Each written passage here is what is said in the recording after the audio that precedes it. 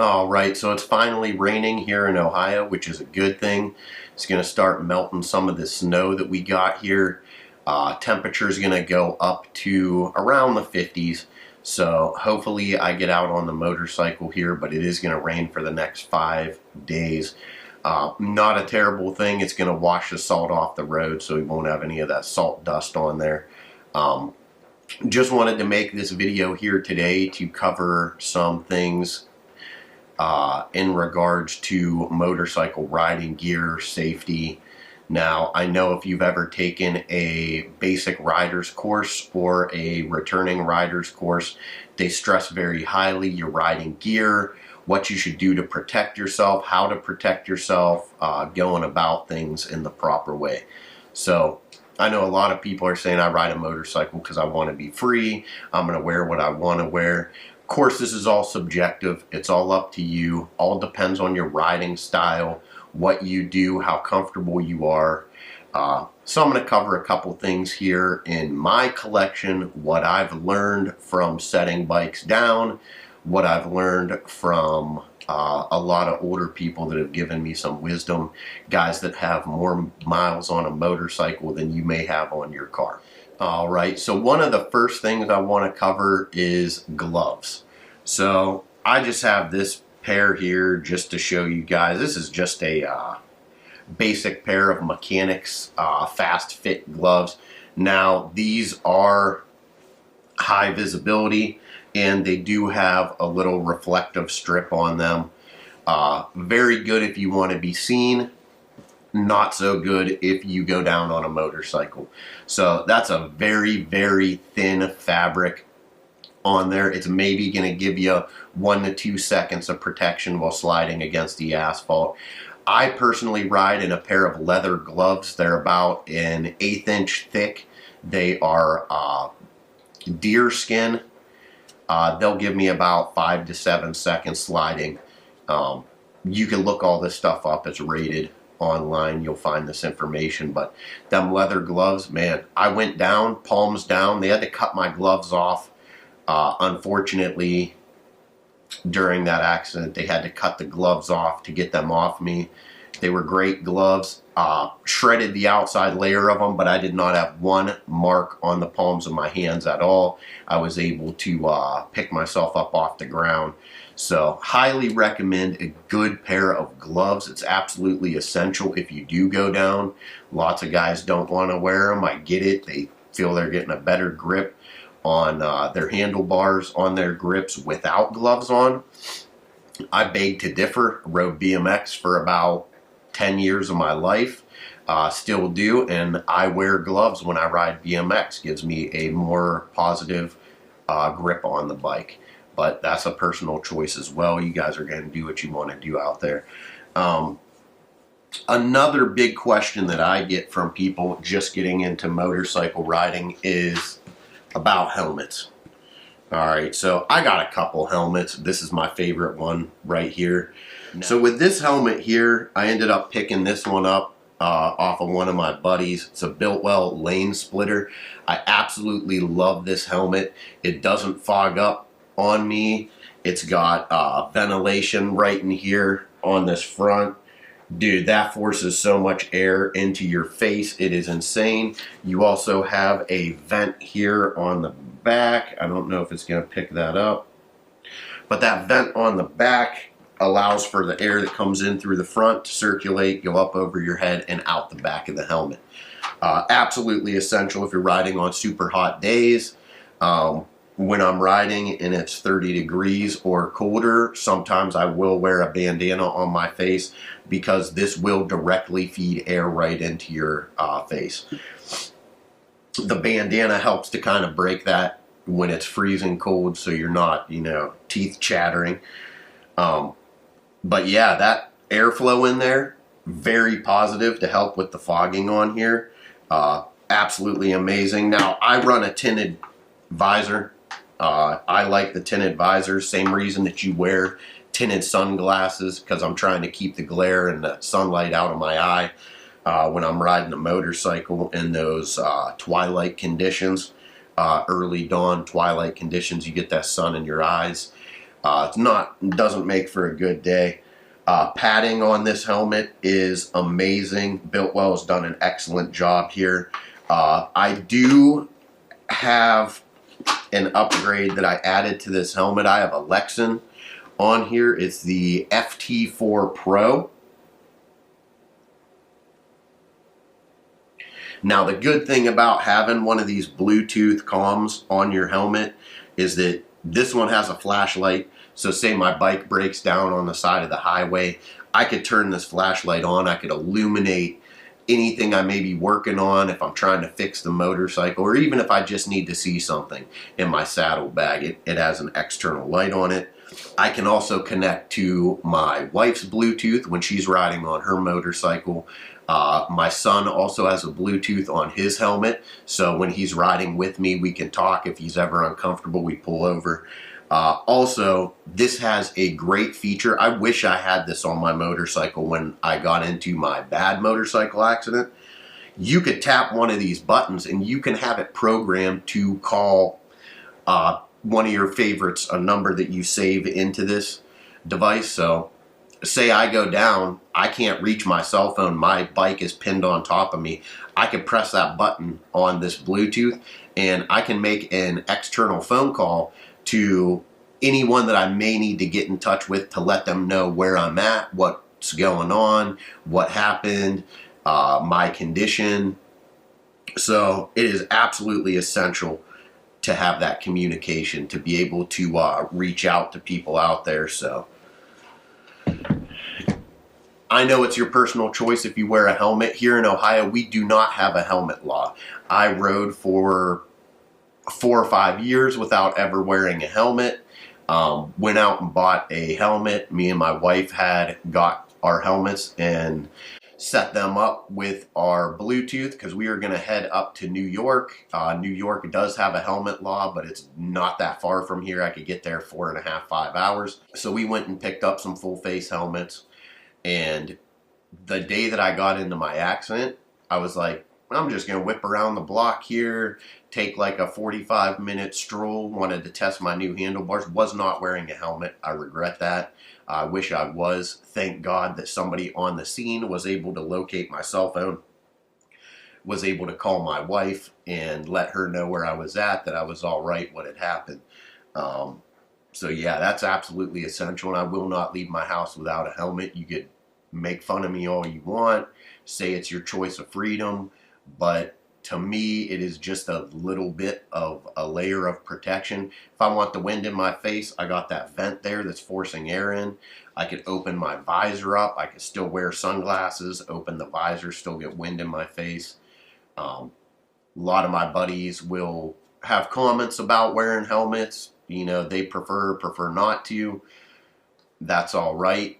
When we're riding and it's 30 degrees out, I'll tell you what, they got bandanas and scarves and things wrapped all over their face, and they're wearing all kinds of hats.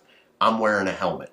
So another very important thing that I wanted to cover is your choice of footwear.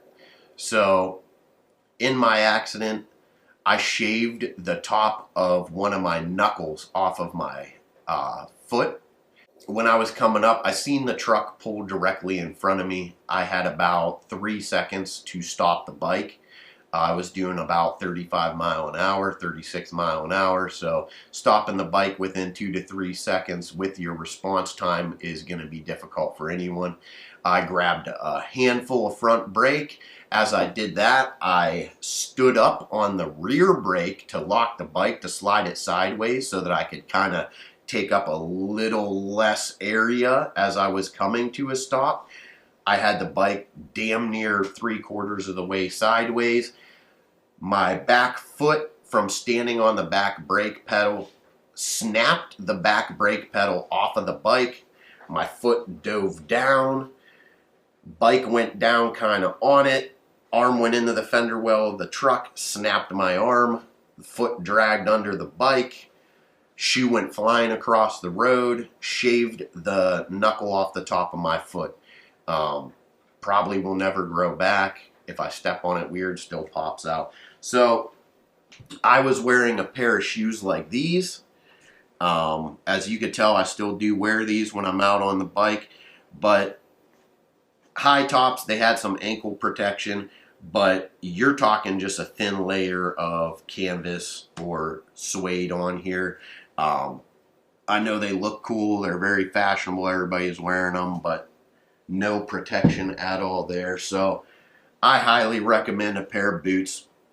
Any pair of boots, thicker, leather sides. If I was wearing a pair of leather boots, I would still have the top knuckle for my toe, which is all right. You live and you learn.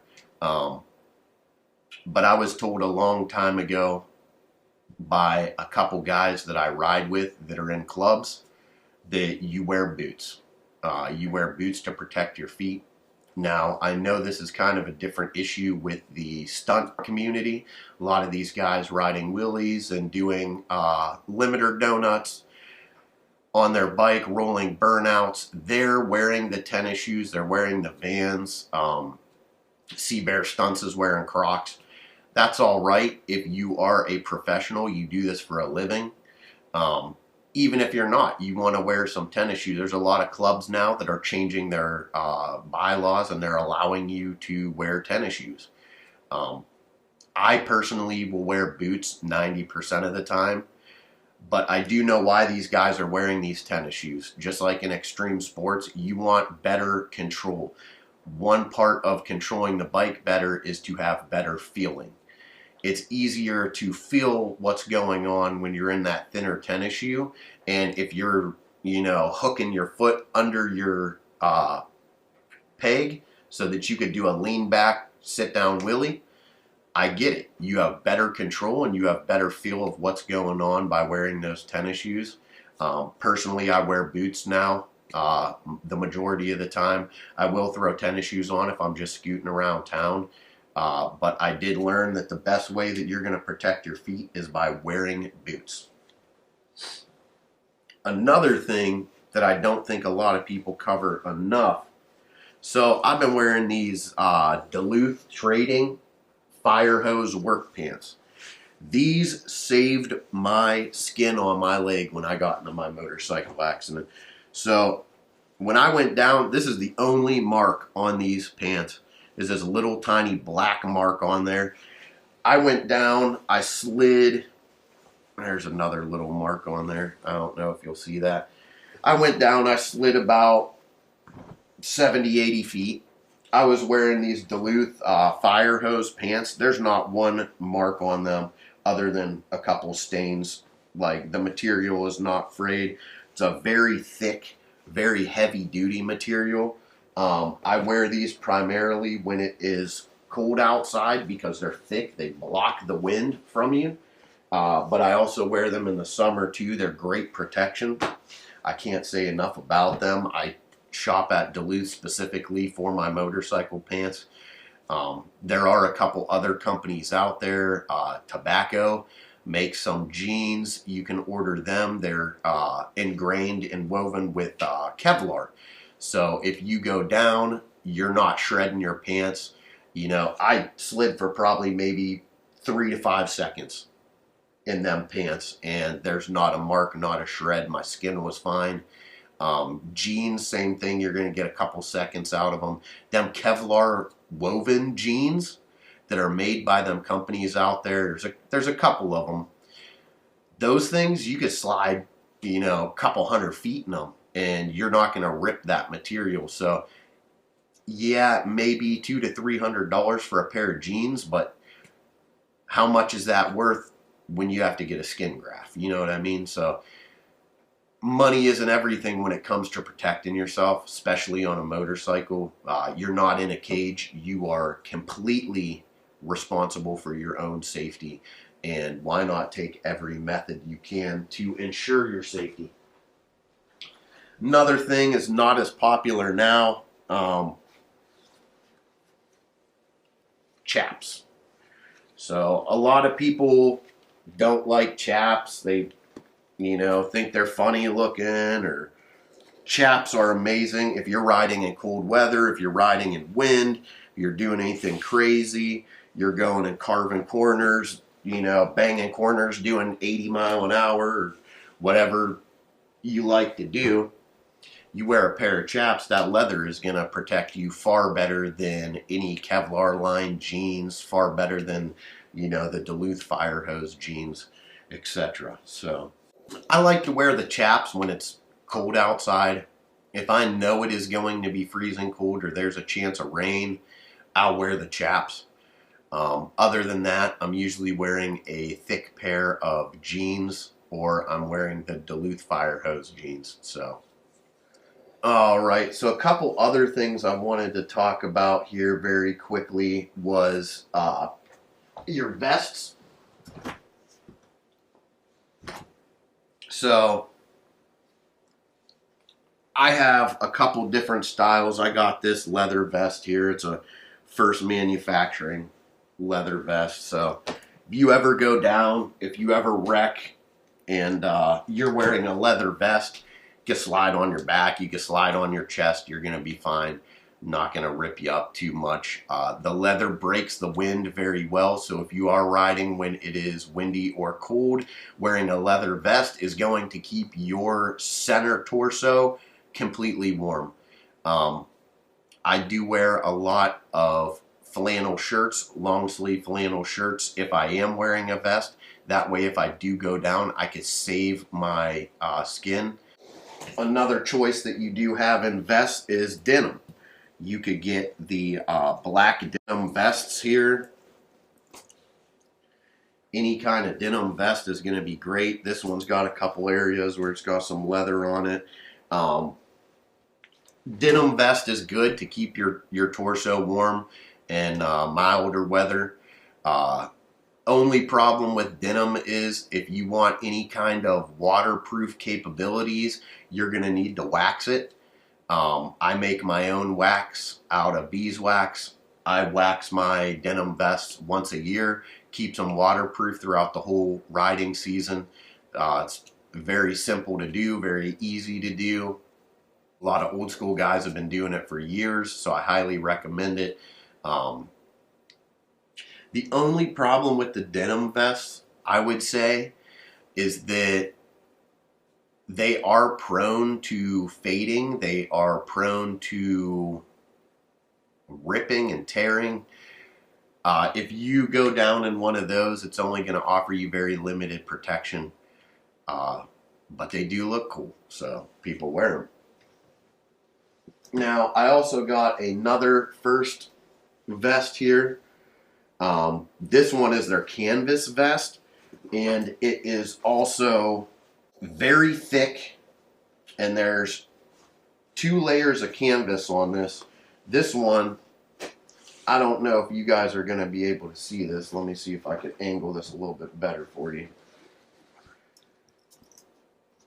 So this vest, the front is very thick. It's got these hidden zippers inside of here. Like, it just looks like kind of a pleating on the front. That's not a pleating. That is a zipper. This whole panel opens up. There is a tremendous amount of storage in here. Anything for identification to weapons. So I definitely love this vest. This is the one that I wear the majority of the time. This one's very thick. But just like that jean jacket, you are limited. It's not as waterproof. It's a little bit water resistant, but I mean, if you are in any heavy rain, you are going to get completely soaked in that. It's just your first layer of protection. It's like your outer layer. So like I said, if I'm wearing a canvas vest or a denim vest, I'm wearing a long sleeve flannel under it. If I'm wearing a leather vest, I'm wearing a long sleeve flannel under it. I don't wear leather jackets. I should probably get one. Just never really got into them. I like to have the freedom and the modularity to wear whatever I want under it. But yeah, I mean, essentially that's it. So it just all depends on what you guys are comfortable doing. But in the end, we're not in a car. You don't have a metal cage protecting you. You go down, your skin is your skin, and getting a skin graft is not very fun. All right, so I know I was talking about flannels. So this was the exact Dixon flannel that I was wearing when I went down on my motorcycle.